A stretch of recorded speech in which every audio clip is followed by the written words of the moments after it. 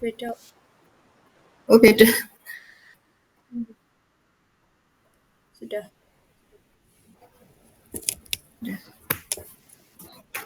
Baik, Bapak Ibu, Assalamualaikum warahmatullahi wabarakatuh. Waalaikumsalam Waalaikumsalam warahmatullahi warahmatullahi wabarakatuh. Assalamualaikum warahmatullahi wabarakatuh. Eh, Puji syukur kepada Allah, Tuhan Yang Maha Esa, karena pada malam hari ini kita bisa berkumpul via maya, bertatap maya dalam keadaan sehat walafiat tanpa kurang satu apapun. Ya, salawat serta salam tidak lupa kita haturkan pada junjungan kita Nabi besar Muhammad SAW. Bapak Ibu yang saya hormati, Bu Risma selaku materi pada malam hari ini serta Bapak Ibu Dewan Guru yang hebat di wilayah Lamongan, ya. Marilah sebelum acara ini kita mulai, marilah kita berdoa agar acara pada malam hari ini bisa berjalan dengan lancar mulai awal hingga akhir. Berdoa mulai.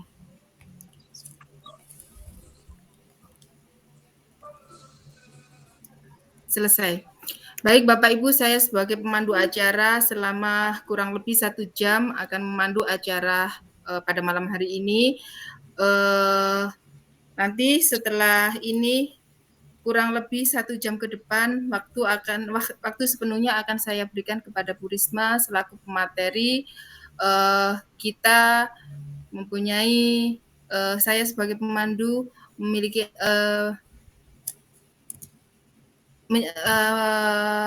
mempunyai acara bahwasanya pada acara malam hari ini, acara yang pertama yaitu Bu Risma memaparkan materi, selanjutnya yaitu sesi tanya jawab.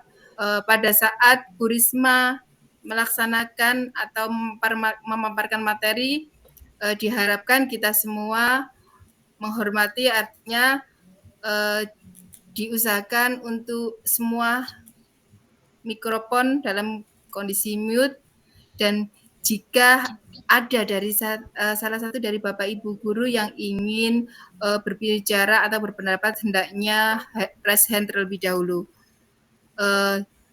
Selanjutnya pula jika ada dari Bapak Ibu guru yang ingin bertanya atau berpendapat, diharapkan menunggu dari panduan dari saya, menunggu dari teman kita selesai berbicara untuk menghormati beliau. Jadi kita saling menghargai pendapat dari masing-masing Bapak Ibu guru. Gitu ya Bapak Ibu ya? Selanjutnya waktu saya berikan ke Bu Risma, mungkin Bu Risma perkenalan dulu biodata Bu Risma agar lebih jelas lagi, bisa lebih dekat lagi dengan Bapak Ibu guru yang ada di ini. Silahkan Bu Risma, kurang lebih waktu 1 jam ke depan waktu saya berikan sepenuhnya untuk Bu Risma. Monggo Bu Risma. Oke, baik. Terima kasih Bu Muklis selaku moderator. Assalamualaikum warahmatullahi wabarakatuh. Waalaikumsalam warahmatullahi wabarakatuh. Sebelumnya terima kasih kepada Bapak Ibu yang sudah menyempatkan waktunya untuk mengikuti diseminasi saya secara online. Saya ucapkan terima kasih banyak atas partisipasinya. Perkenalkan, nama saya Risma Auliayanti. Saya dari Lembaga SD Negeri Kaliwates, Kecamatan Kembangbau, Kabupaten Lamongan. Saya calon guru penggerak angkatan 10. Di sini saya akan melakukan diseminasi budaya positif pada modul 1.4. Izin share screen nggih Bapak Ibu? Monggo.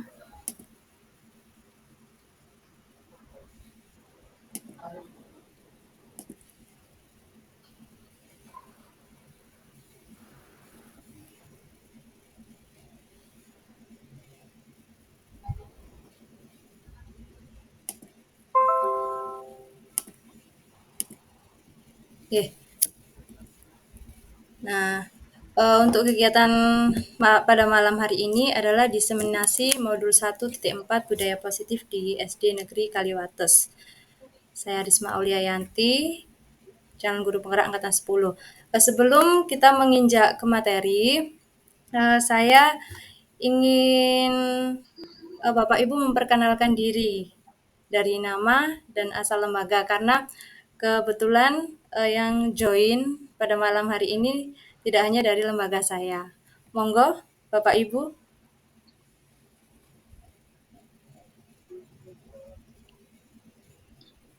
Baik, dari saya terlebih dahulu. Ini pakai di on cam Iya, atau enggak, Bu monggo. Risma? Iya, Pakai on cam, Pak. lampunya mohon dinyalakan dulu nih Untuk Bapak Ibu untuk memperkenalkan diri. Baik. Assalamualaikum warahmatullahi wabarakatuh. Waalaikumsalam warahmatullahi wabarakatuh. Perkenalkan, nama saya Dadang Hafidullah. Saya mengajar di SDN Kebet, Kecamatan Lamongan, Kabupaten Lamongan. Terima kasih. Baik, Pak Dadang, terima kasih. Selanjutnya, Assalamualaikum warahmatullahi wabarakatuh. Waalaikumsalam warahmatullahi wabarakatuh. Perkenalkan, nama saya Layinatun Ainia. Saya mengajar di SDN Doyomulyo. Terima kasih. terima kasih Bu Nia.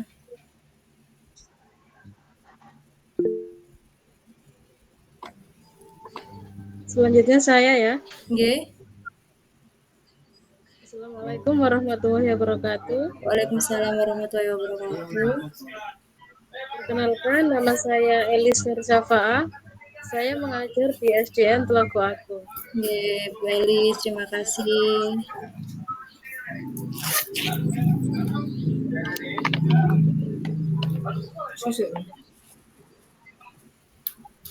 Selanjutnya, Bapak Ibu. Assalamualaikum warahmatullahi wabarakatuh. Waalaikumsalam warahmatullahi wabarakatuh. Perkenalkan, nama saya Imrati Zaratul Hairiyah, biasa dipanggil Bu Ati. Saya mengajar di SDN Telago Agung. Halo. Halo. Oke.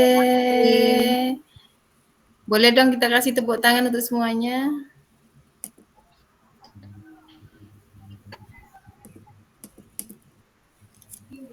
Monggo selanjutnya. Siapa ini? Pak Faisal. Biar saling kenal, Pak. Halo, assalamualaikum warahmatullahi wabarakatuh. Waalaikumsalam warahmatullahi wabarakatuh.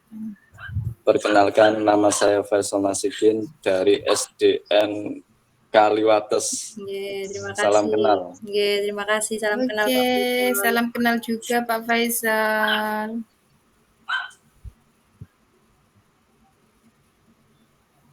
Selanjutnya, saya ya Bu. Monggo. Bismillahirrahmanirrahim. Assalamualaikum warahmatullahi wabarakatuh. Perkenalkan, nama saya Bu Nina, dari asal lembaganya dari SMP Negeri 2 Lamongan. Terima kasih. Terima kasih Bu Nina. Salam kenal. Terima kasih Bu Nina. Salam kenal juga.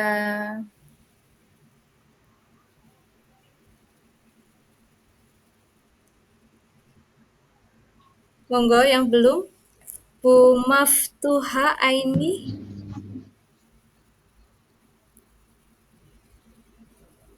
Monggo Bu Maftuha. Bu Maftuha. Dari lembaga mana nggih Bu Maftuha? Ini temannya teman-teman, Bu. Iya. Mungkin sedang repot ini. Sedang proses mungkin Bu. Mungkin yang lainnya monggo.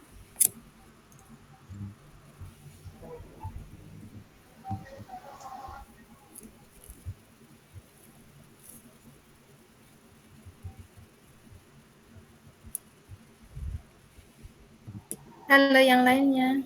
Bu Naufal, Bu Abi, Bu Ayu.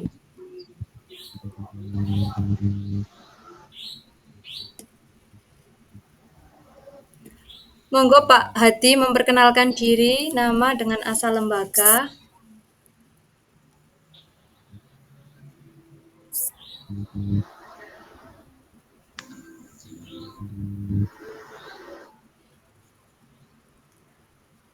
Mungkin Apa dilanjut nanti aja ya Bu ya? Kita ke selanjutnya sambil nunggu teman-teman. Iya. Oke. Oke. Sebelum kita ke materi, kita ice breaking dulu nggih Bu nggih, sambil Oke, siap. dinyalakan kameranya.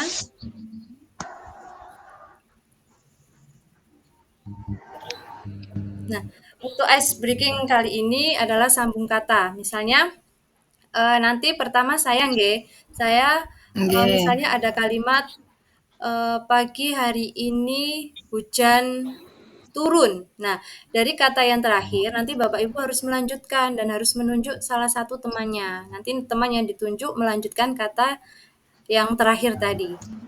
Bagaimana Bu? Bisa dipahami? Oke. Bisa. Bisa. Oke. Siap.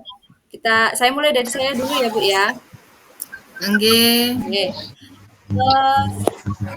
Malam hari ini mendung sekali. Saya coba ke Bu Elis. Monggo dilanjutkan Bu Elis. Malam hari ini mendung sekali.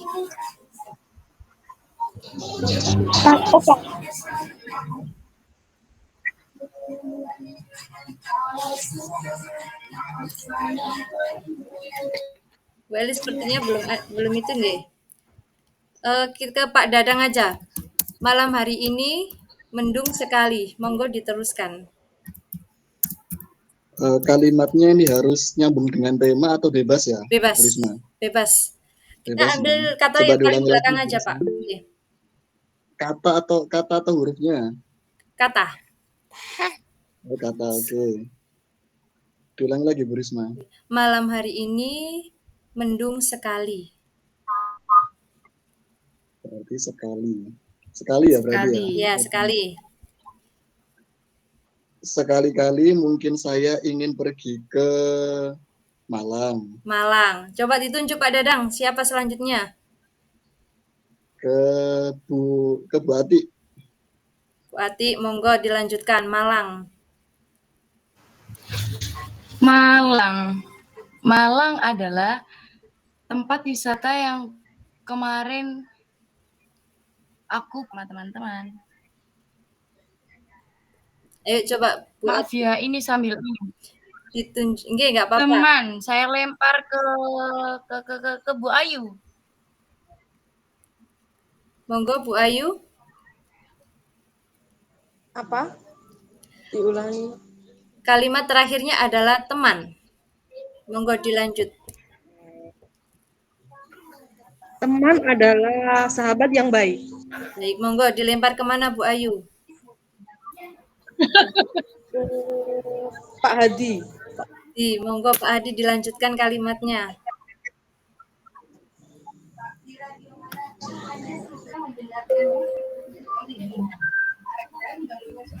Pak Hadi.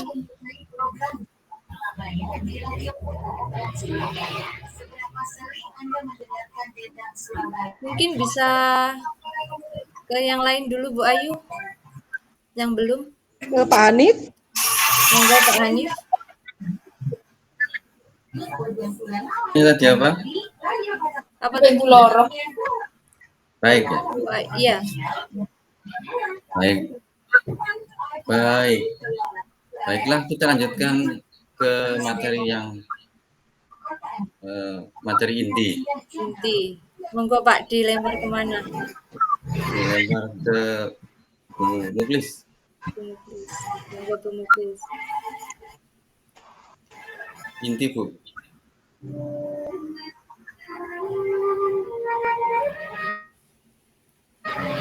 Ya, jaringannya buruk. Belum. Intinya malam ini saya mau tidur nyenyak. Nyenyak terakhir. Nyenyak. Monggo Bu dilempar kemana Bu? Nyenyak.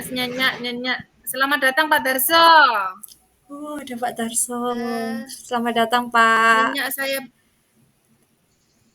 Nyenyak saya berikan sama siapa yang belum ya? Pak Faisal sudah. Pak Faisal belum Bu? Pak Faisal, saya kasihkan ke Pak Faisal. Monggo Pak Faisal. Assalamualaikum. Waalaikumsalam. Nyenyak. Melanjutkan kata dari kata nyenyak, Pak. Nyenyak. Nggih. Nyenyak sekali tidurku hari ini. Oke, dilempar kemana, Pak? Bulayin. Bulayin, monggo.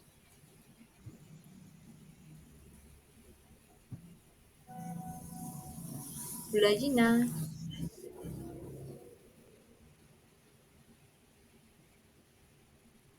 Sepertinya Bulayina itu, Pak. Lagi repot. Monggo dilempar ke yang lainnya.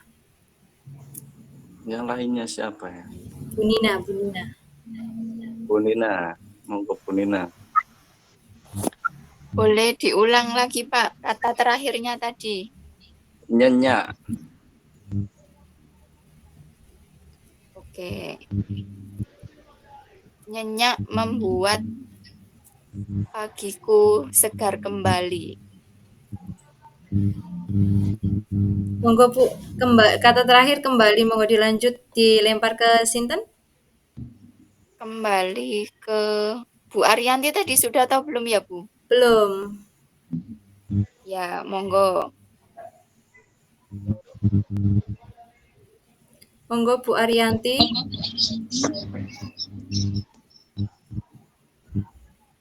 Melanjutkan kata dari kata kembali.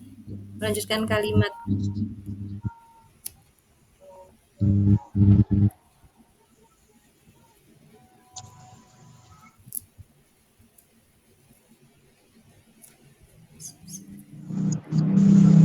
Bu Ariyanti ada?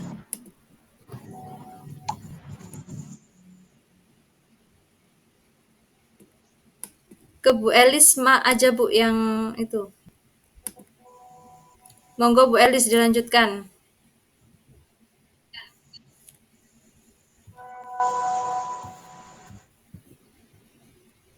Iya, bisa diulang kata-katanya. Kata terakhirnya kembali, Bu.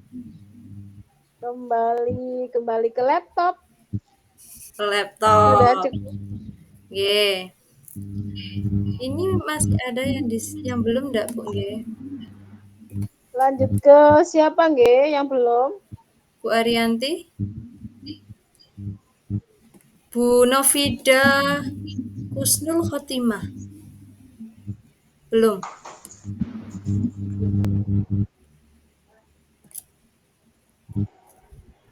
Iya, halo. Halo Bu.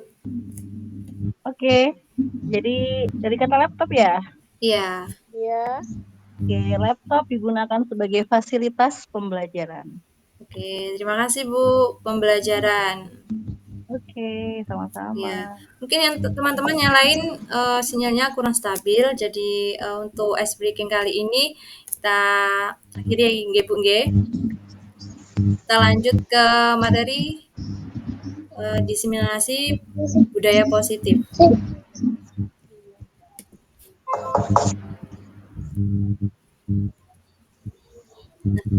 Di sini saya akan membacakan rancangan tindakan dari aksi nyata dengan latar belakang. Ini share screen saya terlihat apa yang mboten nggih? Tidak terlihat, belum Mbak, belum. Belum. Belum Mbak. Ya. Sudah. Sebentar Bu nggih. Sudah terlihat. Oh, sudah. Sudah terlihat. Berarti sinyal saya yang anu. Iya, sinyalnya. Sampun terlihat? Sudah. Sudah. Sampun. Latar belakang yaitu Ki Hajar Dewantoro mengumpamakan sekolah sebagai sebuah ladang tempat persemaian bibit.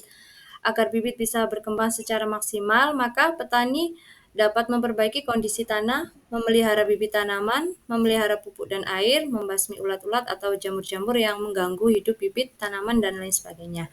Nah, dari uraian tersebut kita dapat memahami bahwa sekolah itu diibaratkan sebagai tanah tempat bercocok tanam. Sehingga guru harus mengusahakan sekolah menjadi lingkungan yang menyenangkan, menjaga dan melindungi murid dari hal-hal yang tidak baik. Nah, dengan demikian, karakter murid itu akan tumbuh menjadi baik sesuai dengan profil belajar Pancasila.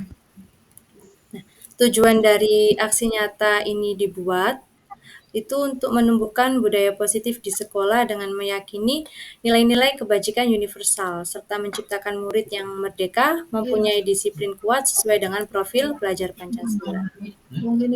Pola ukurnya nanti siswa dapat melaksanakan keyakinan kelas yang telah disepakati bersama dengan kesadaran diri dan penuh tanggung jawab, serta terwujudnya kebiasaan-kebiasaan yang baik dalam diri siswa sehingga tercermin karakter profil pelajar Pancasila.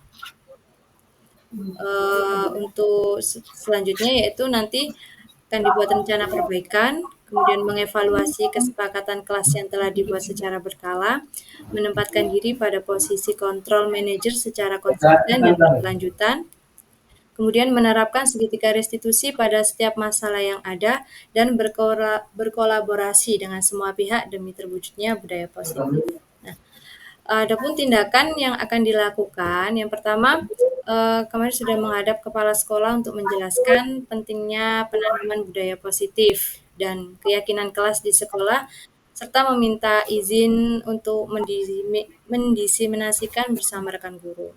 Kemudian berkolaborasi dan berkoordinasi dengan wali kelas yang lain untuk membuat keyakinan kelas masing-masing. Kemudian memantau, merefleksi, mengevaluasi keyakinan kelas yang sudah dibuat. Kemudian mengumpulkan rekan guru untuk melakukan diseminasi pemahaman budaya positif dan segitiga restitusi. Nah, adapun dukungan yang dibutuhkan yaitu kerjasama dari semua pihak, baik murid, guru, orang tua, agar penerapan budaya positif ini itu dapat terwujud, baik di lingkungan sekolah, di rumah maupun di lingkungan masyarakat. Nah, agar tercipta suasana belajar yang aman, nyaman, dan menyenangkan.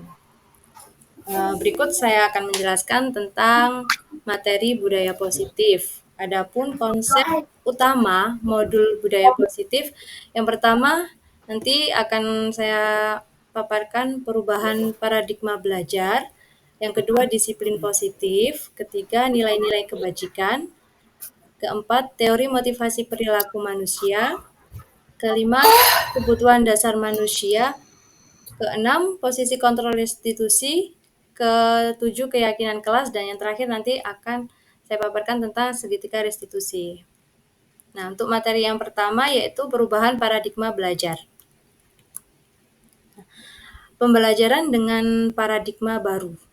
Pembelajaran dengan paradigma baru merupakan pembelajaran yang dirancang berdasarkan prinsip pembelajaran berdiferensiasi, sehingga peserta didik belajar sesuai dengan kebutuhannya berdasarkan tahapan perkembangan yang sesuai dengan psikologi modern untuk mewujudkan profil pelajar Pancasila. Nah, ini ada miskonsepsi tentang teori kontrol. Yang pertama, ilusi guru mengontrol murid. Yang kedua, ilusi bahwa semua penguatan positif itu efektif dan bermanfaat. Yang ketiga, ilusi bahwa kritik dan membuat rasa bersalah itu mampu menguatkan karakter. Dan yang terakhir, ilusi bahwa orang dewasa berhak memaksa. Menurut Dr. William Glasser dalam Control Theory yang kemudian hari berkembang dan dinamakan Choice Theory, itu meluruskan beberapa miskonsepsi tentang makna kontrol. Nah, yang pertama, ilusi guru mengontrol murid. Pada dasarnya, kita tidak dapat memaksa murid untuk berbuat sesuatu jikalau murid tersebut memilih untuk tidak melakukannya. Nah, walaupun tampaknya guru itu sedang mengontrol perilaku murid, hal demikian terjadi karena murid sedang mengizinkan dirinya dikontrol. Nah, saat itu bentuk kontrol guru menjadi kebutuhan dasar yang dipilih murid tersebut.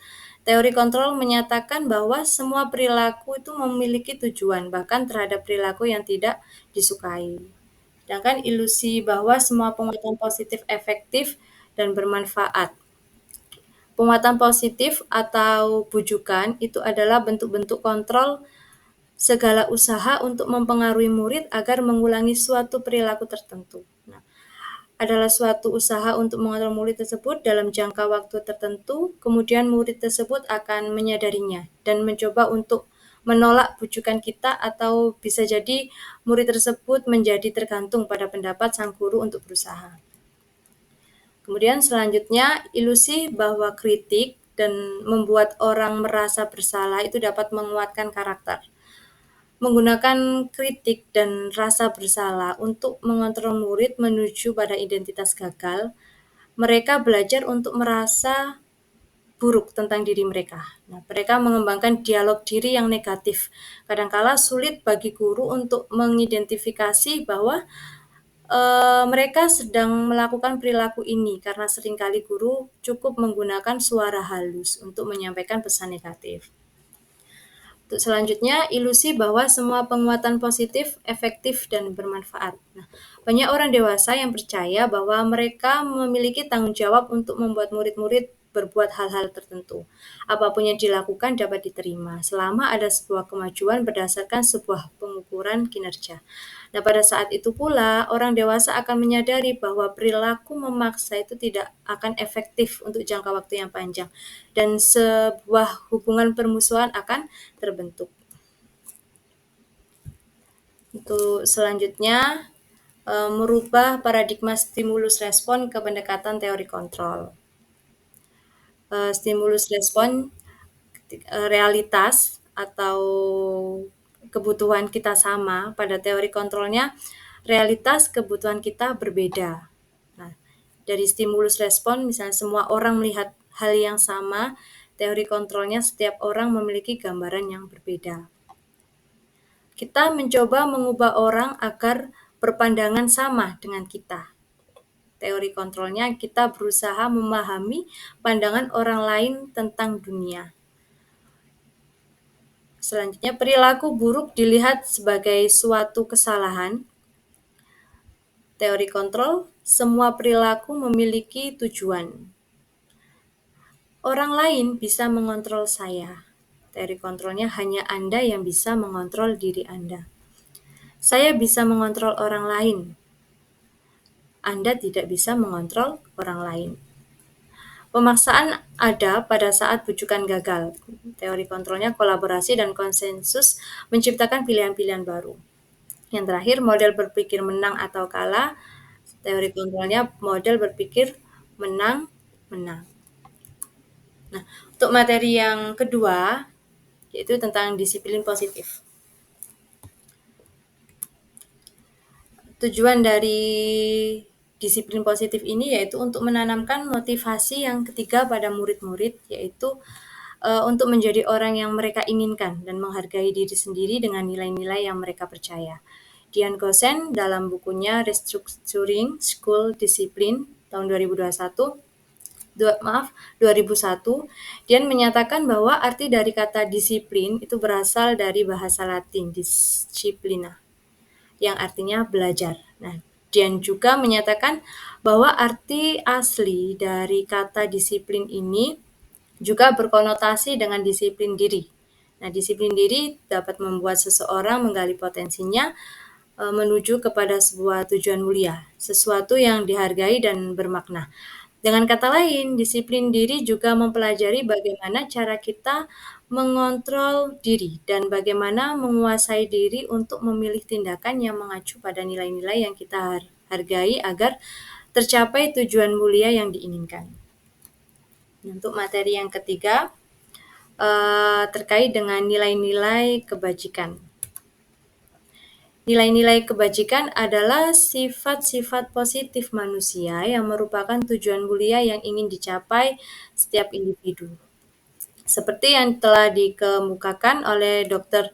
William Glasser pada teori kontrol tahun 1984 menyatakan bahwa setiap perbuatan itu memiliki suatu tujuan. Nah, Dian Gosen pada tahun 1998 mengemukakan bahwa dengan mengaitkan nilai-nilai kebajikan yang diyakini seseorang, maka motivasi intrinsiknya akan terbangun, sehingga menggerakkan motivasi diri dalam untuk dapat mencapai tujuan mulia yang diinginkan. Nah, adapun nilai-nilai kebajikan universal itu terdapat dalam profil pelajar Pancasila, di mana terdapat 6 dimensi dalam profil pelajar Pancasila, yaitu beriman dan bertakwa kepada Tuhan Yang Maha Esa dan berakhlak mulia, berkebinekaan global, bergotong royong, kreatif, bernalar kritis, dan mandiri. Nah, berikut adalah contoh nilai dari kebajikan. Yang pertama, profil pelajar Pancasila yang sebelumnya sudah saya sampaikan, yaitu terdiri dari 6 dimensi: beriman dan bertakwa kepada Tuhan Yang Maha Esa dan berakhlak mulia, berkebinekaan global, gotong royong, mandiri, kreatif, dan bernalar kritis. Sedangkan untuk Primary Yes Program atau PYP terdiri atas sikap toleransi, rasa hormat, integritas, mandiri, menghargai, antusias, empati, keingintahuan, kreativitas, kerjasama, percaya diri, dan komitmen. Selanjutnya untuk 9 pilar karakter, yaitu yang pertama cinta Tuhan dan segenap ciptaannya, kemandirian dan tanggung jawab, kejujuran, diplomatis, hormat santun, dermawan suka menolong, percaya diri, kreatif, dan pantang menyerah, kepemimpinan dan keadilan, baik dan rendah hati, serta toleransi, kedamaian, dan kesatuan. Nah, untuk materi yang keempat, yaitu teori motivasi perilaku manusia. Jian Gosen dalam bukunya Restructuring School Discipline menyatakan ada 3 motivasi perilaku manusia. Yang pertama yaitu untuk menghindari ketidaknyamanan atau hukuman. Yang kedua untuk mendapatkan imbalan atau penghargaan dari orang lain. Dan yang ketiga untuk menjadi orang yang mereka inginkan dan menghargai diri sendiri dengan nilai-nilai yang mereka percaya. Penjelasan untuk menghindari ketidaknyamanan atau hukuman ini adalah tingkat terendah dari motivasi perilaku manusia. Biasanya orang yang memotivasi perilakunya ini untuk menghindari hukuman atau ketidaknyamanan akan bertanya, apa yang akan terjadi apabila saya tidak melakukannya?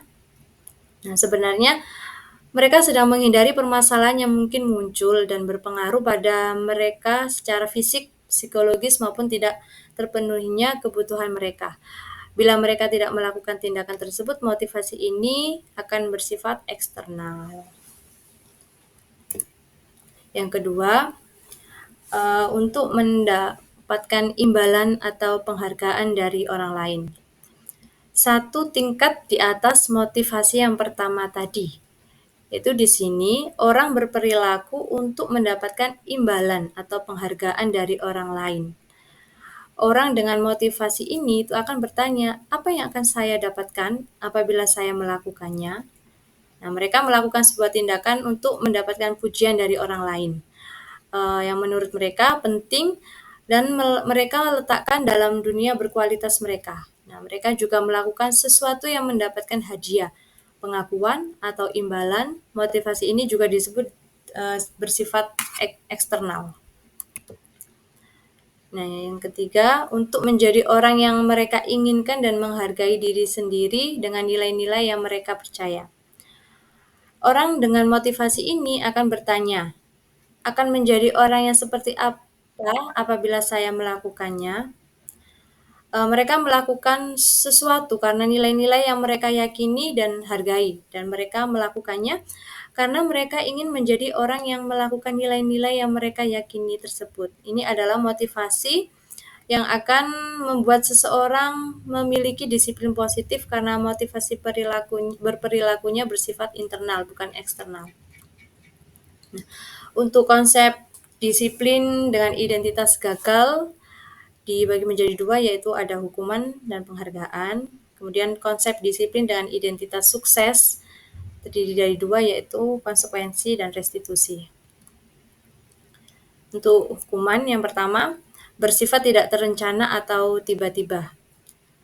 Bersifat satu arah dari pihak guru yang memberikan dan murid hanya menerima suatu hukuman tanpa melalui suatu kesepakatan terlebih dahulu atau pengarahan dari pihak guru baik sebelum atau sesudahnya.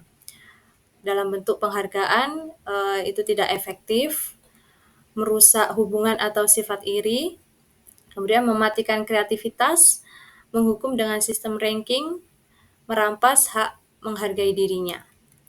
Untuk konsekuensi, konsekuensi ini sudah terencana atau sudah disepakati sebelumnya. Kemudian sudah dibahas dan disetujui juga oleh murid dan guru. Kemudian umumnya bentuk-bentuk konsekuensi itu dibuat oleh pihak guru atau sekolah dan murid sudah mengetahui sebelumnya konsekuensi yang akan diterima bila ada pelanggaran. Kemudian untuk restitusi sendiri adalah proses menciptakan kondisi bagi murid untuk memperbaiki kesalahan mereka, sehingga mereka bisa kembali pada kelompok mereka dengan karakter yang lebih kuat. Nah, restitusi juga merupakan proses kolaboratif yang mengajarkan murid untuk mencari solusi untuk masalah mereka. Nah, dan membantu murid berpikir tentang orang seperti apa yang akan mereka inginkan dan bagaimana mereka harus memperlakukan orang lain. Ciri-ciri dari restitusi bukan untuk menebus kesalahan, namun untuk belajar dari dan kesadaran. Memperbaiki hubungan, tawaran bukan paksaan. Restitusi menuntun untuk melihat ke dalam diri. Restitusi mencari kebutuhan dasar yang mendasari tindakan. Kemudian restitusi diri adalah cara yang paling baik. Restitusi fokus pada karakter bukan tindakan. Restitusi itu fokus pada solusi dan mengembalikan murid yang berbuat salah pada kelompoknya. Untuk perbedaan dari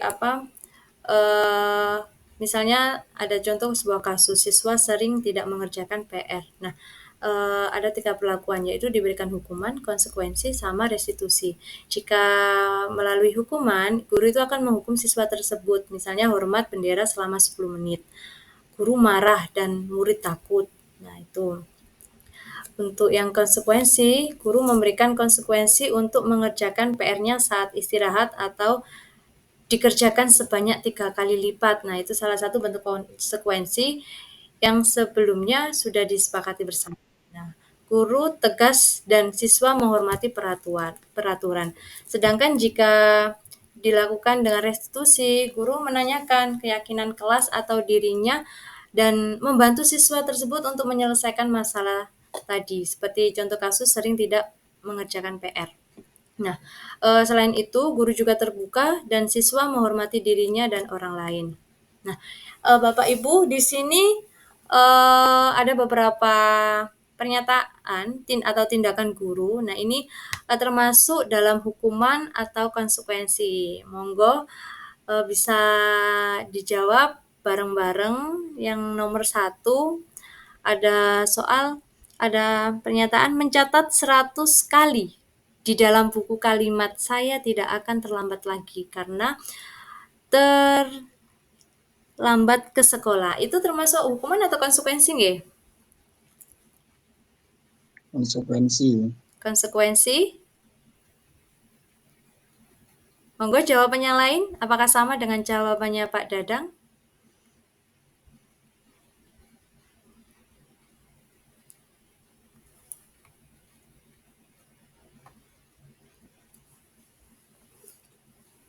Bu Mukis, bagaimana? Mohon maaf, ini suaranya kurang jelas karena sinyal. Nah, iya Bu, enggak apa-apa, memang ceritanya agak mendung gitu. Ini materinya jenengan juga nggak kelihatan sama sekali. Oh, enggak kelihatan sama sekali. Di Iya. Bapak Ibu guru yang lain bagaimana? Materi saya terlihat napa mboten nggih? Ini karena mungkin wilayah saya kan wilayah eksklusif, jadi Oh tidak iya, bisa. baik. Kelihatan tapi kecil banget. Kelihatan. Oh iya. Iya, kalau ini Kadang hilang. saya bacakan nggih. Ini tindakan guru ini termasuk hukuman atau konsekuensi. Yang pertama, mencatat 100 kali di dalam buku kalimat. Saya tidak akan terlambat lagi karena terlambat ke sekolah itu termasuk hukuman atau konsekuensi. Hukuman, ya. Yang kedua, lari mengelilingi lapangan basket 2 kali karena terlambat hadir ke sekolah. Termasuk hukuman. Hukuman, baik. Untuk yang ketiga, membersihkan coretan yang dibuatnya di meja tulis. Konsekuensi. Konsekuensi apa hukuman? Konsekuensi. Konsekuensi. Baik, untuk selanjutnya, murid diminta untuk push up selama 15 kali karena tidak menggunakan masker ke sekolah. Hukuman. Punishment or hukuman. Ya, baik. Menggantikan kertas tugas teman yang telah dicoret-coret. Hukuman atau konsekuensi? Konsekuensi. Nah, betul.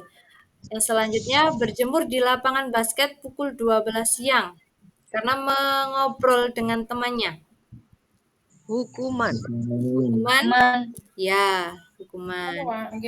Selanjutnya, murid diminta bertelanjang kaki sepanjang hari karena tidak menggunakan sepatu warna hitam sesuai peraturan sekolah, termasuk hukuman atau konsekuensi?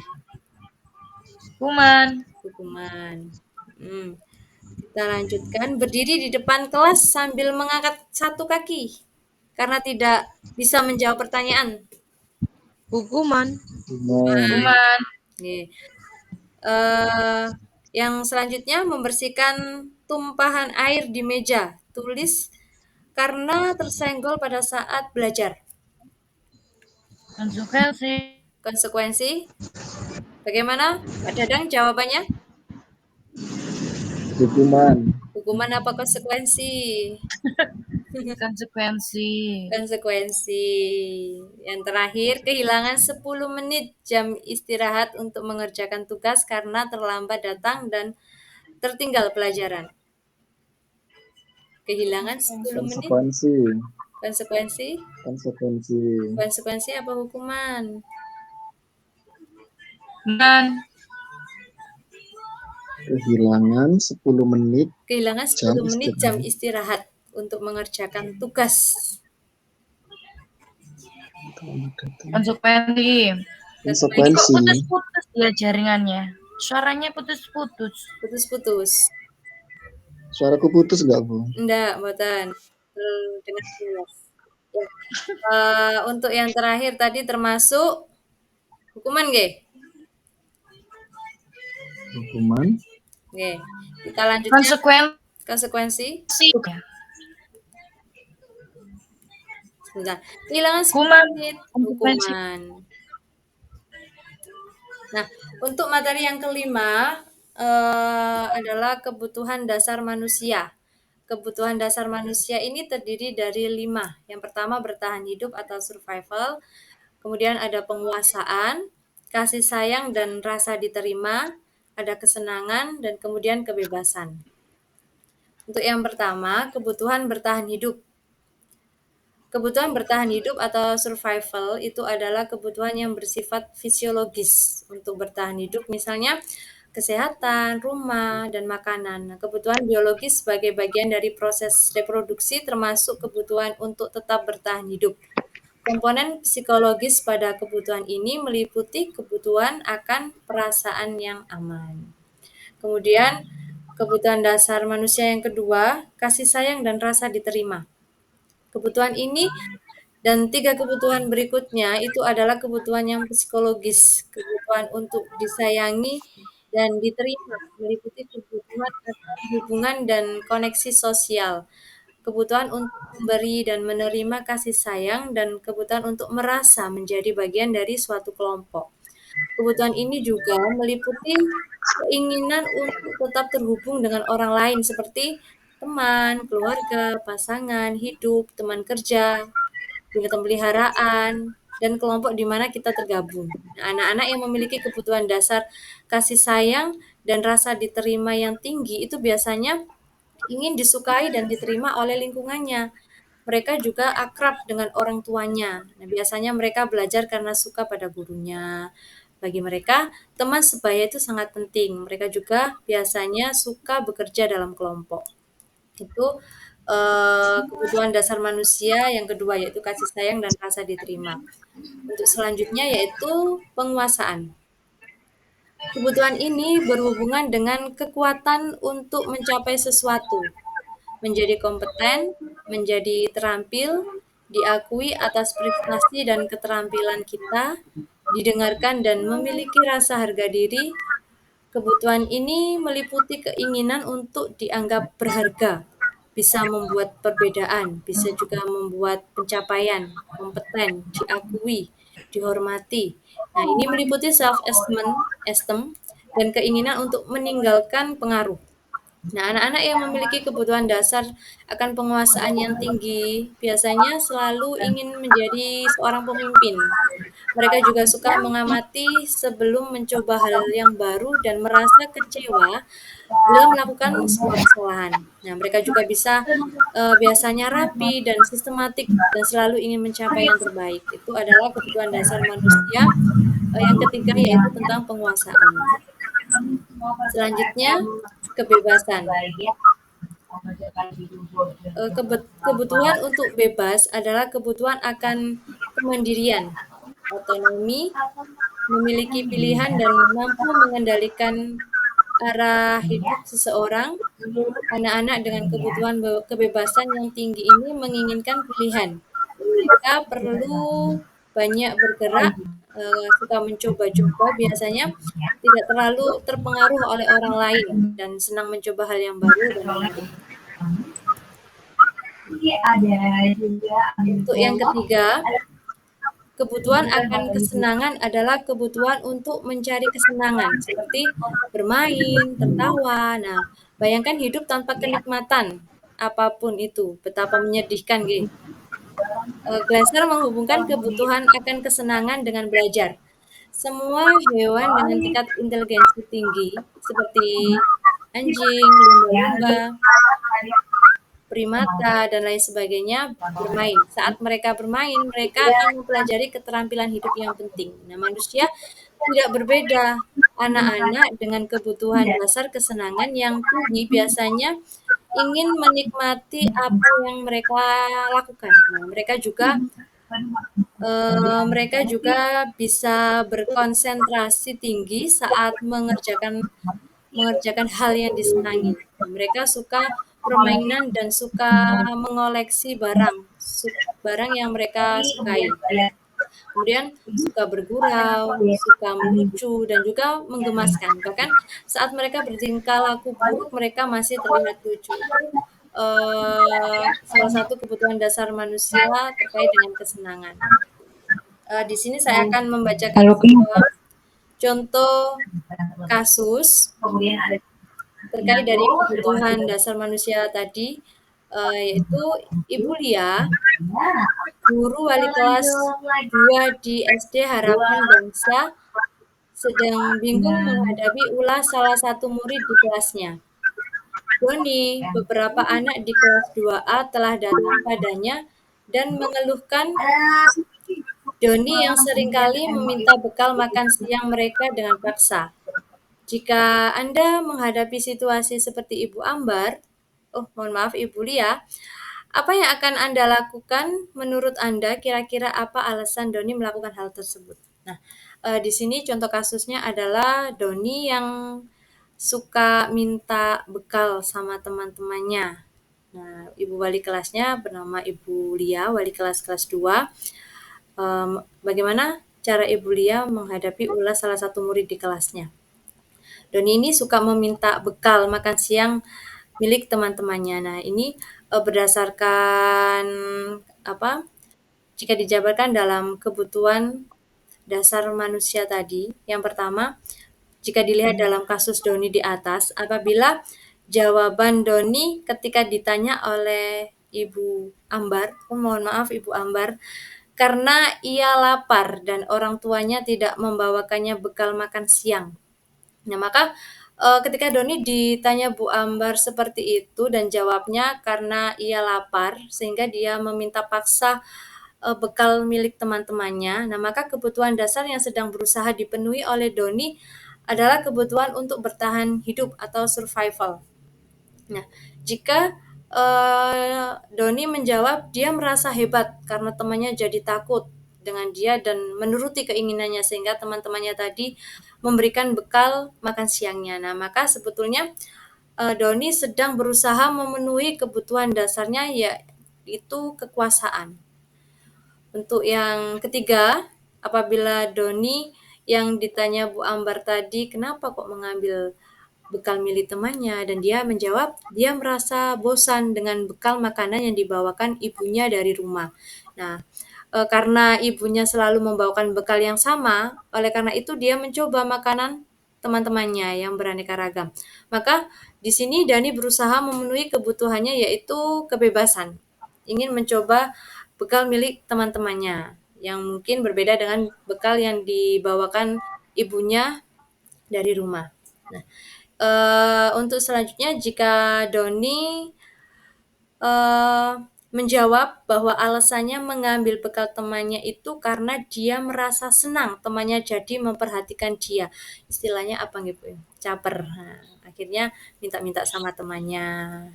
Ketika temannya melaporkan tindakan itu pada gurunya dan gurunya memberitahu orang tuanya, sehingga orang tuanya itu jadi memperhatikan dia.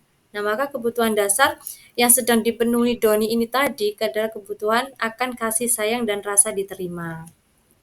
Dan yang terakhir, dalam kasus di atas bila Doni menjawab bahwa ia melakukannya karena iseng aja meminta bekal teman-temannya. Ia menikmati ekspresi wajah teman-temannya yang kesal. Nah, dia senang kalau lihat teman-temannya kesal ketika dia meminta bekal temannya pada saat jam siang. Nih, karena diambil makanannya dan menurut dia itu ekspresi teman-temannya itu lucu, maka Doni sedang berusaha memenuhi kebutuhan akan kesenangan. Jadi menggoda teman-temannya supaya terlihat kesal. Nah, dengan melihat teman-temannya yang kesal tadi, Doni itu merasa puas, senang lihat teman-temannya yang marah. Lanjut, untuk materi yang keenam yaitu posisi kontrol restitusi. Di sini ada 5 posisi kontrol restitusi. Yang pertama yaitu guru sebagai penghukum, kemudian pembuat rasa bersalah, guru sebagai teman, guru sebagai pemantau, dan guru sebagai manajer.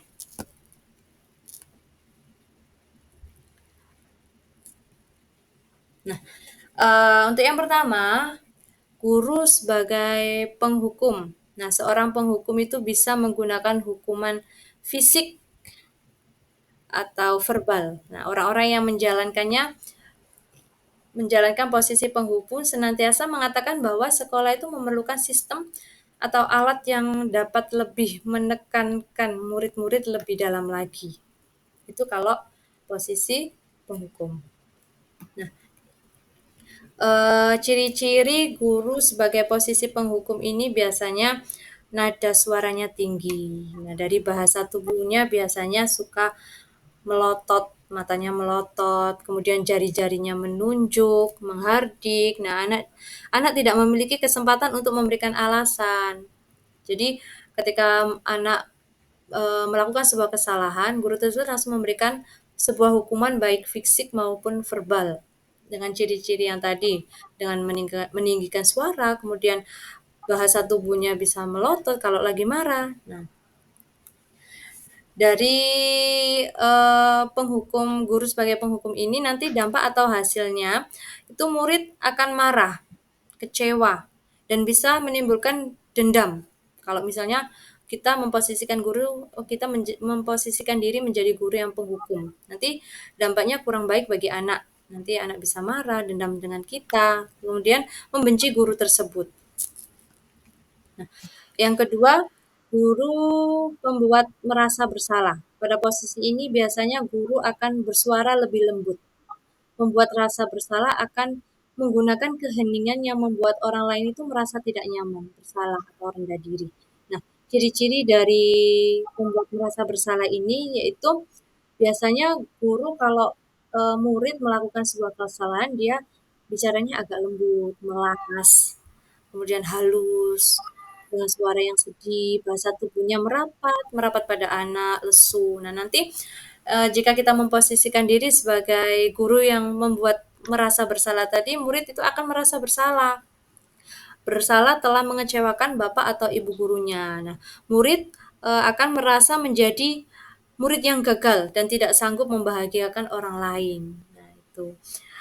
Sedang untuk selanjutnya yaitu guru memposisikan diri sebagai teman. Guru pada posisi ini tidak akan menyakiti murid, namun akan tetap berupaya mengontrol murid melalui persuasi. Nah, posisi teman pada guru bisa negatif ataupun positif. Nah, positif di sini berupa hubungan baik yang terjalin antara guru dan murid. Guru di posisi teman menggunakan hubungan baik dan humor untuk mempengaruhi seseorang. Nah, ketika guru memposisikan diri sebagai teman, ketika murid melakukan sebuah kesalahan, itu biasanya ciri-cirinya suaranya ramah, seperti teman, nah, akrab, kemudian bercanda. Bahasa tubuhnya juga merapat pada murid, mata, dan senyum jenaka seperti menggoda. Hasil atau dampak ketika kita memposisikan diri sebagai teman kepada murid yang melakukan kesalahan tadi, nanti murid itu akan merasa senang dan akrab dengan guru, itu dampak positifnya. Sedangkan dampak negatifnya adalah murid itu menjadi tergantung pada guru kalau kita memposisikan diri sebagai teman. Hal ini mungkin timbul adalah murid hanya akan bertindak untuk guru tertentu dan tidak untuk guru yang lainnya. Nah, yang selanjutnya yaitu guru sebagai pemantau. Memposisikan diri sebagai pemantau. Memantau berarti mengawasi. Pada saat kita mengawasi, kita bertanggung jawab atas perilaku orang-orang yang kita awasi. Posisi pemantau berdasarkan pada peraturan. Nah, peraturan dan konsekuensi dengan menggunakan sanksi atau konsekuensi.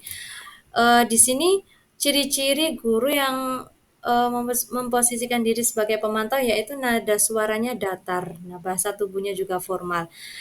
Hasilnya bagaimana kalau kita memposisikan diri menjadi seorang pemantau, menjadi guru yang bersikap pemantau, yaitu murid itu akan memahami konsekuensinya yang harus dijalankan karena telah melanggar salah satu peraturan sekolah. Jadi sebelumnya memang sudah dibentuk sebuah peraturan sekolah. Jika murid tersebut melanggar sebuah kesalahan atau melanggar sebuah peraturan, murid tersebut itu akan dengan sendirinya tahu, oh iya saya melakukan hal seperti ini, berarti saya harus begini. Nah, sudah tahu apa konsekuensi yang akan dilakukan. Nah, seorang pemantau sangat mengandalkan perhitungan, catatan, data yang dapat digunakan sebagai bukti atas perilaku seseorang.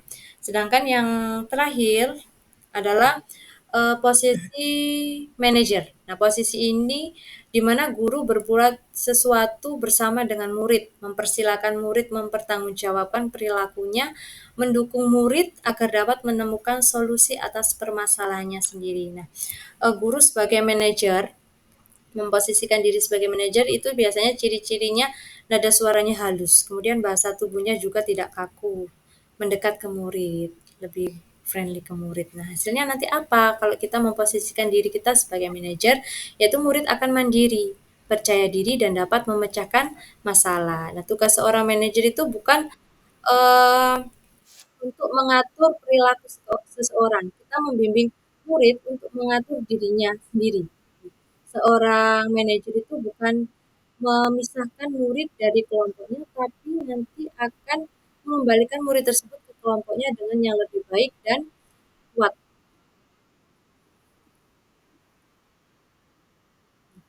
Ini contoh penerapan 5 kontrol posisi, misalnya ada kasus tidak memakai atribut lengkap saat upacara bendera. Nah, ini kalau guru diposisikan sebagai penghukum, pemantau, teman, pembuat rasa bersalah, manajer, kalimatnya bagaimana sih? Untuk yang penghukum, guru sebagai penghukum biasanya akan berkata gini, patuhi aturan sekolah, lalu berdiri di depan barisan. Nah, itu secara nggak langsung guru langsung menghukum murid tersebut ketika tidak memakai atribut lengkap saat upacara bendera. Nah, jika guru memposisikan dirinya sebagai pemantau, guru akan bertanya, kamu sudah melanggar apa peraturan dan konsekuensinya? Nah, untuk memposisikan diri sebagai teman, ayolah yang tertib, buat Bu Guru bangga, kali ini tidak apa-apa, kamu salah. Untuk membuat rasa bersalah, ini tadi guru memposisikan dirinya sebagai pembuat rasa bersalah. Nada ngomongnya sama murid yang melas, sedih. Nah, berapa kali bu guru harus memberitahu kamu? Bu guru kecewa sama kamu. Nah, ini nanti dengan guru memposisikan dirinya sebagai pembuat rasa bersalah, anak itu nanti akan sedih. Sedangkan untuk yang terakhir, memposisikan diri sebagai manajer, yaitu apakah kamu tahu kesalahan kamu? Secara nggak langsung, guru itu membantu anak untuk memperbaiki kesalahannya. Kesalahan apa yang sudah diperbuat anak tersebut dan apa yang harus dilakukan anak tersebut untuk tidak istilahnya tidak mengulangi kesalahan itu. Nah, kira-kira bagaimana kamu akan memperbaiki kesalahan ini? Jadi tanya apa namanya solusi dari anak tersebut. Nah, selanjutnya materi yang ketujuh yaitu keyakinan kelas. Keyakinan kelas. Mengapa keyakinan kelas? Mengapa tidak peraturan kelas saja? Nah, untuk yang pertama, mengapa kita memiliki peraturan tentang menggunakan helm pada saat mengendarai kendaraan roda 2 atau motor? Kenapa nggak Bapak Ibu? Kita kok memiliki peraturan tentang menggunakan helm pada saat mengendarai kendaraan? Untuk apa?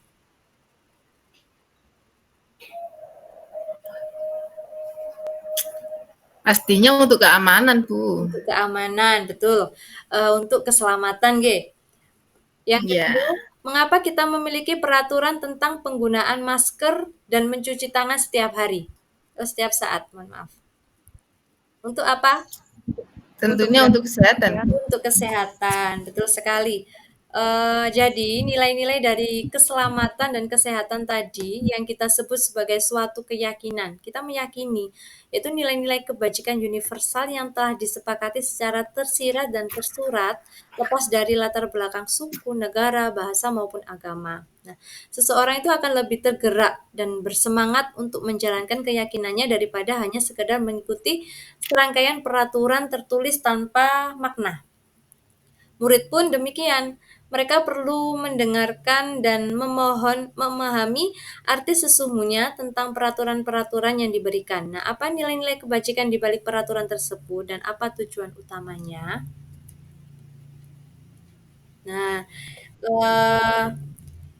ini adalah contoh dokumentasi. Mohon maaf ini sinyalnya. Contoh, sebenarnya ini ada contoh dokumentasi kegiatan saya dengan anak-anak kelas 3 membuat sebuah contoh keyakinan. Bapak Ibu, share screen saya masih terlihat? Masih. Masih. Kalau saya dari awal nggak kelihatan. Oh iya. Sebentar, Nge. Karena ini sepertinya sinyalnya itu, Bu.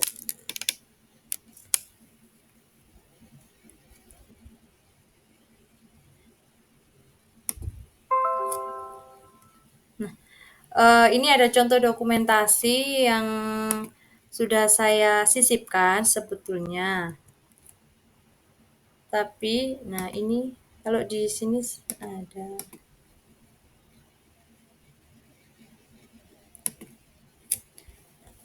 Contoh dokumentasi keyakinan kelas yang sudah saya buat bersama anak-anak kelas 3. Nah, untuk kita ke materi selanjutnya, yaitu materi yang ke-8. Terkait dengan segitiga restitusi. Restitusi adalah proses menciptakan kondisi bagi murid untuk memperbaiki kesalahan mereka, sehingga mereka bisa kembali pada kelompok mereka dengan karakter yang lebih kuat. Nah, itu menurut Goosen tahun 2004. Restitusi juga merupakan proses kolaboratif yang mengajarkan murid untuk mencari solusi masalah mereka dan membantu murid berpikir tentang orang seperti apa yang mereka inginkan dan bagaimana mereka harus memperlakukan orang lain.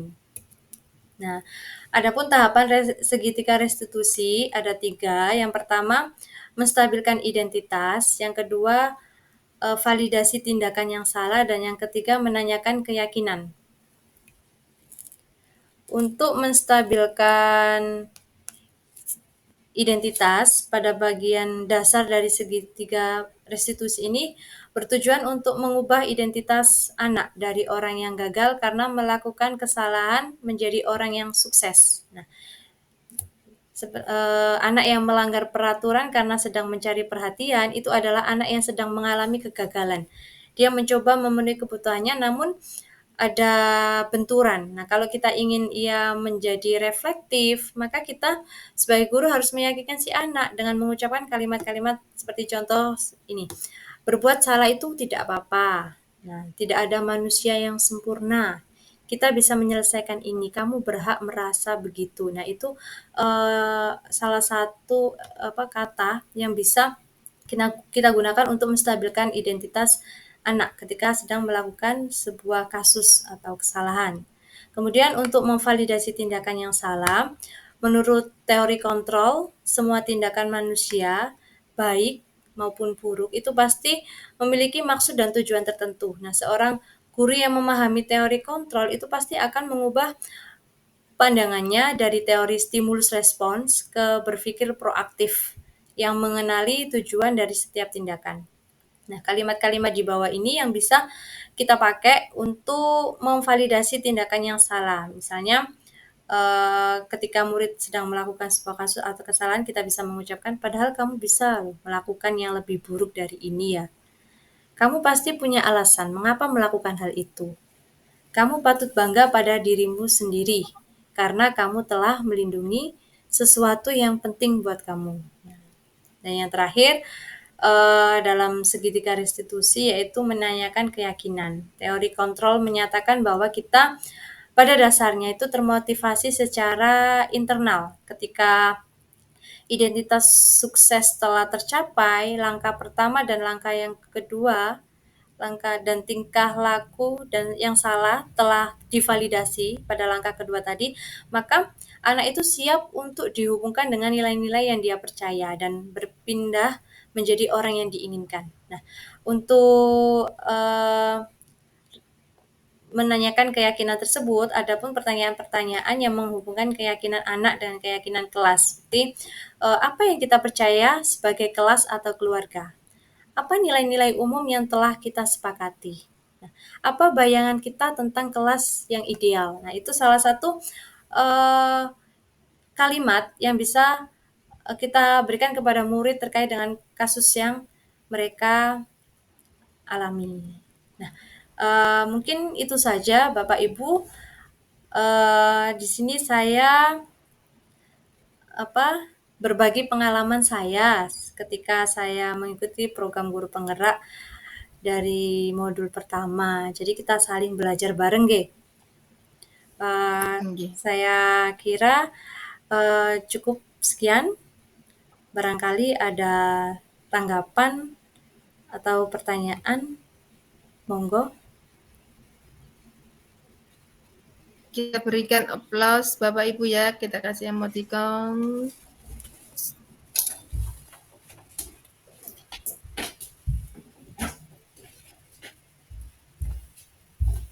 Monggo Bapak Ibu, barangkali ada tanggapan terkait dengan materi yang saya sampaikan, saya share. Kita di sini itu nggih belajar bareng. Belajar bareng. Saya share hanya ingin menyampaikan apa yang saya dapat selama mengikuti program guru penggerak ini. Monggo. Monggo Bapak Ibu, barangkali dari Bapak Ibu ada yang ingin berbagi pengalaman juga, karena seperti yang dibilang Bu Risma tadi, bahwasannya di sini adalah tempat untuk sharing, diskusi, berbagi pengalaman gitu, nggih Bu Risma, nggih? Nggih Bu, laras.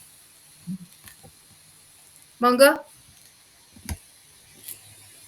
Bisa raise hand Bapak Ibu yang menanyakan materi yang disajikan oleh Bu Risma atau berbagi pengalaman dari lembaga masing-masing dari Bapak Ibu Dewan Guru.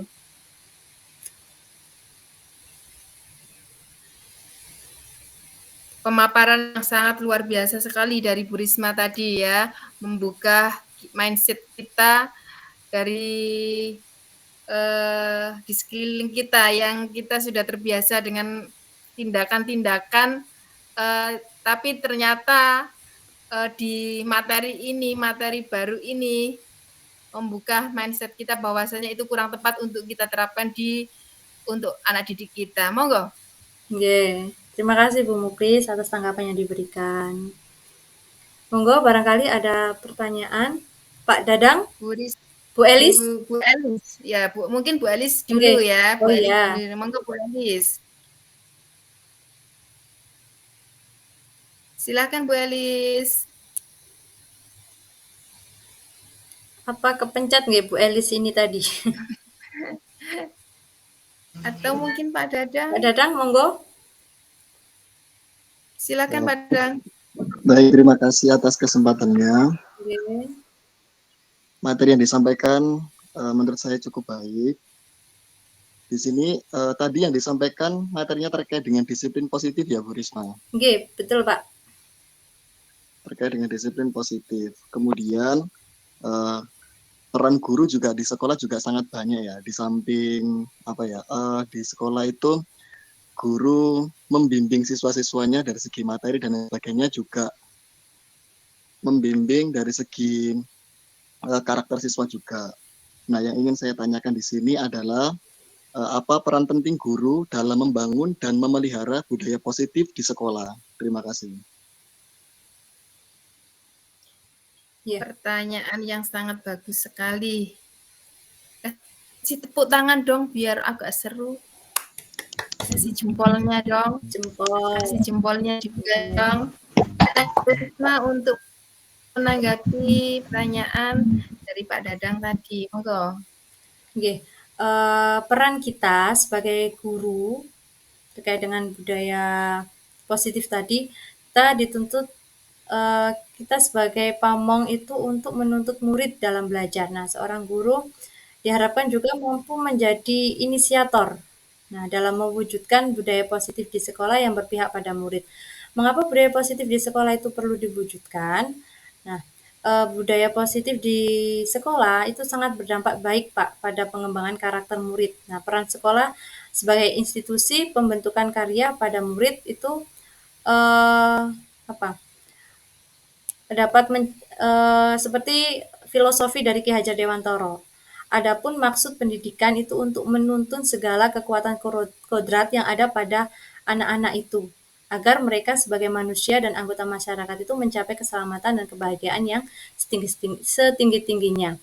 Nah, dari kutipan tersebut itu kita sebagai guru dituntun untuk membangun sebuah komunitas praktisi di sekolah untuk menyiapkan murid di masa depan agar menjadi manusia yang berkarya dan untuk menjadi murid yang lebih baik, seperti itu. Gimana Pak Dadang? Gimana Pak Dadang? Berarti peran guru di sekolah itu menuntun ya, lebih ke menuntun siswa. Oh, baik-baik. Terima kasih atas jawabannya. Ya, terima kasih kembali Pak Dadang atas pertanyaan yang diberikan. Baik. Ada pertanyaan. Terima kasih Pak Dadang. Monggo. Barangkali Bapak Ibu Dewan Guru lagi ingin berbagi pengalaman serta memperjelas materi yang disajikan oleh Bu Risma tadi.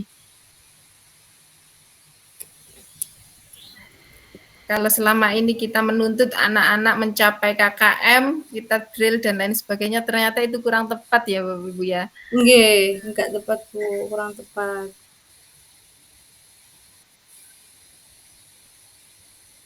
Monggo. Sekedar sharing ya Bu, daripada menunggu teman-teman Bapak Ibu guru. Satu fenomena yang agak sedikit berbeda ya, kalau di materi ini, di materi modul 1.4 ini mengharuskan kita untuk istilahnya lebih halus dalam mengajar anak-anak baik secara karakter dan lain sebagainya. Tetapi hal itu kayaknya berbanding terbalik ya, pendidikan yang ada di pesantren, yang mana kita tahu kehidupan di pesantren itu kayaknya harus nurut aturan yang dibuat oleh satu pihak. Tetapi fenomena yang ramai pula justru itu yang dikejar masyarakat ini kayaknya. Kalau kita lihat, kita telisik, hampir semuanya masyarakat Indonesia ini berbondong-bondong menyekolahkan anaknya ke pesantren. Nah, kalau di sini kan agak berbanding terbalik ya. Di dalam teori ini mengharapkan kita bersikap halus sebagai teman dan manajer dan lain sebagainya. Tetapi di sisi lain kalau kehidupan di pesantren itu berbanding terbalik seperti yang itulah. Yang produk yang dihasilkannya pun kayaknya sangat berbeda. Mungkin yang teori ini terlalu slow. Terlalu slow. Iya. Kalau ini bukan pertanyaan, hanya saja sharing teman-teman yang mau. Teman-teman yang mau bertanya. Monggo Bu Ati, silakan yang raise hand. Bu Elis ini sepertinya itu kepencet. Kayaknya yang monggo Bu Ati. Halo, iya. Silakan Bu Ati. Iya, ini saya mau tanya. Tadi kan menjelaskan tentang materi tentang disiplin positif ya. Terus yang mau saya tanyakan, apa sih bedanya disiplin dengan disiplin positif? Beda apa enggak kira-kira ya? Sebetulnya sama sih Bu, sama-sama mengarah ke arah yang baik, baik disiplin maupun disiplin positif, seperti itu. Terus, apakah ketika kita memberikan hadiah pada siswa yang aktif di dalam pembelajaran di kelas, itu bisa digolongkan ke pembelajaran motivasi atau ke pemberian motivasi kepada siswanya? Biasanya kan kita di dalam kelas itu kayak sering, misalnya ada anak yang aktif bertanya ataupun bisa menjawab, itu kan kita kasih hadiah. Apa itu termasuk atau tergolong pemberian motivasi, Ibu? Terima kasih. Terima kasih atas pertanyaannya. Sebenarnya untuk pemberian penghargaan itu termasuk dalam identitas murid yang gagal. Kenapa kok memberi penghargaan itu termasuk dalam kategori yang saya sharing tadi, yang saya share? Sebentar nggih Bu, izin share screen lagi. Ini salam-salamnya. Saya coba Pak kemudian puji Ani Kusumawati Adili Satu.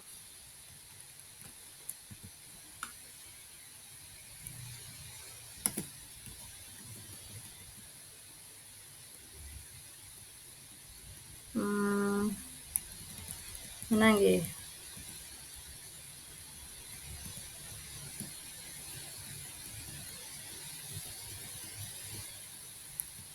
Nah ini, pemberian penghargaan itu merupakan konsep disiplin dengan identitas yang gagal. Mengapa hal demikian dikatakan gagal? Karena untuk pengaruh jangka, kalau kita lihat dari pengaruh jangka panjang dan jangka pendeknya, ketika kita jika diberikan dalam jangka waktu yang lama atau terus-menerus, maka anak itu akan kehilangan motivasi intrinsiknya jika kita memberikan penghargaan. Yang kedua juga tidak efektif. Kenapa dikatakan tidak efektif? Karena anak itu akan mengharapkan penghargaan, dan jika tidak mendapatkannya maka ia akan merasa kecewa. Karena bisa juga karena kekecewaan itu tadi dia tidak akan berusaha lagi sekeras sebelumnya. Nah, penghargaan tadi sudah saya jelaskan, penghargaan merusak sebuah hubungan. Nah, misalnya ketika kita memberikan sebuah penghargaan kepada salah satu murid kita, atau salah satu murid kita puji di depan teman-temannya atau di depan orang banyak, maka itu akan memberikan rasa iri kepada teman-teman yang lainnya. Nah, kemudian penghargaan juga dapat mematikan sebuah kreativitas. Mengapa hal demikian terjadi? Karena penelitian itu menunjukkan bahwa pekerjaan menjadi kurang efektif bila dijanjikan hadiah atau penghargaan, karena fokus utamanya itu bukan sebuah karyanya, tapi bagaimana cara saya memperoleh penghargaan itu, bukan mendapatkan hasil yang terbaik gitu. Kenapa kok penghargaan juga disebut sebagai penghukum? Nah, mereka yang tidak mendapatkan penghargaan, contoh ketika ini kan mau akhir usaha. Nah, ketika mereka di dalam sistem ranking, anak yang mendapat ranking kedua atau di bawahnya 1 itu merasa dihukum, merasa kok nggak 1, ada rasa timbul kekecewaan dalam diri mereka. Dan kemudian juga dapat mematikan motivasi intrinsik mereka jika kita terlalu sering memberikan penghargaan. Nah, saat anak itu bangga dan gembira terhadap pencapaiannya, maka sebenarnya dia sudah mendapatkan penghargaan secara alamiah. Nah, apabila kita memberikan penghargaan lain, misalnya kalau anak tersebut juara 1, kita kasih piala. Nah, maka anak tersebut mengambil kegembiraan alamiahnya yang ada dalam diri mereka. Nah, saat itu akan mematikan motivasi intrinsiknya untuk terus mengeksplor pencapaiannya. Jadi mereka hanya fokus ketika saya berhasil, saya akan mendapatkan piala ini dan saya akan merasa senang. Dan itu nanti dapat mempengaruhi alamiah yang ada dalam diri mereka. Seperti itu, Bu. Bagaimana, Bu? Baik, terima kasih ya, Bu. Terima kasih, jawabannya sangat bisa diterima sekali. Oke. Terima kasih banyak atas pertanyaannya, Bu Ati. Iya, sama-sama. Selanjutnya? Nanti di Bu Ati, untuk Bu Ati. Bu Ati. Waalaikumsalam, Pak Hanif. Nanti dipelajari sendiri di modulnya. Kan Oke, tahun Pak, depan juga siap. Nah, ini Siap, saya siap. sedikit memberikan ini ya, apa namanya, tanggapan tentang keseluruhan Google Meet atau diseminasi malam ini. Ini waktunya sudah 1 jam lebih, 1 jam 30. Gimana? Jadi sedikit masukan untuk apa ini namanya, diseminasi ini. Yang pertama, ya sudah cukup bagus presentasinya, tapi terlalu panjang dan apa namanya, membuat mengantuk sehingga teman-teman juga mungkin kurang paham. Nah, karena kurang paham, maka kurang banyak yang bertanya. Sementara dari disiplin positif, budaya positif sendiri, itu dari Bu Muklis tadi yang punya wawasan dari pesantren. Mungkin karena dulu orang tuanya itu kan juga tidak pernah mendapatkan pelajaran tentang disiplin positif. Jadi mereka tahunya, gak koyo di sekolah nanggone pesantren. Kupong iso disiplin seperti itu. Nah, kita di sekolahan ini, di lembaga dinas pendidikan ini, alangkah baiknya kalau ya memang pertama ini kita mempelajari budaya positif, kemudian mengajak teman sejawat yang ada di seluruh di SD kita atau seluruh namanya warga sekolah. Warga sekolah itu tidak hanya guru saja yang dibelajarkan tentang budaya positif, tapi juga orang tua kalau bisa kita sosialisasi tentang budaya positif ini. Ya, jadi itu menurut saya yang setelah ini perlu dilakukan oleh Bu Risma ke depan. Jadi setelah mempraktekkan atau praktik baik dengan teman sejawat, nanti mungkin berkoordinasi dengan kepala sekolah, bisa lewat paguyubannya, bisa disosialisasikan atau dikenalkan tentang budaya positif. Jadi biar orang tua itu juga di rumah bisa mempraktekkan budaya positif. Ya, baik, Contohnya dengan bagaimana mendisiplinkan anak untuk sholat 5 waktu dan lain sebagainya. Itu sedikit masukan untuk Bu Risma. Selanjutnya saya serahkan kembali ke Bu Muklis. Monggo Bu Muklis. Oke, terima kasih Pak Hanif dan Pak Ibu guru yang lainnya. Sungguh sangat luar biasa pertanyaan serta materi yang dipaparkan oleh Bu Risma dan pendapat-pendapat yang diberikan oleh Bapak Ibu Dewan Guru yang hebat-hebat yang ada di GIMIT ini. Sepertinya waktu sudah menunjukkan agak terlalu malam ya. Mungkin kita bisa menyambungnya di lain kesempatan di secara darat, kopi darat mungkin ya. Saya selaku pemandu acara pastinya ada banyak kesalahan dan kekurangan. Saya sebagai manusia biasa mohon maaf yang sebesar-besarnya apabila ada salah kata atau perilaku baik yang sengaja maupun tidak sengaja karena kesempurnaan hanya milik Allah Subhanahu wa taala. Baik Bapak Ibu, acara pada malam hari ini saya tutup dengan bacaan alhamdulillah ya. Semoga apa yang kita didiskusikan malam ini bisa kita terapkan di lembaga masing-masing dan membawa dampak yang positif pula bagi lembaga serta anak-anak kita. Terima kasih. Akhir kata, wassalamualaikum warahmatullahi wabarakatuh. Waalaikumsalam warahmatullahi wabarakatuh. Terima kasih Bapak Ibu sudah menyempatkan waktunya.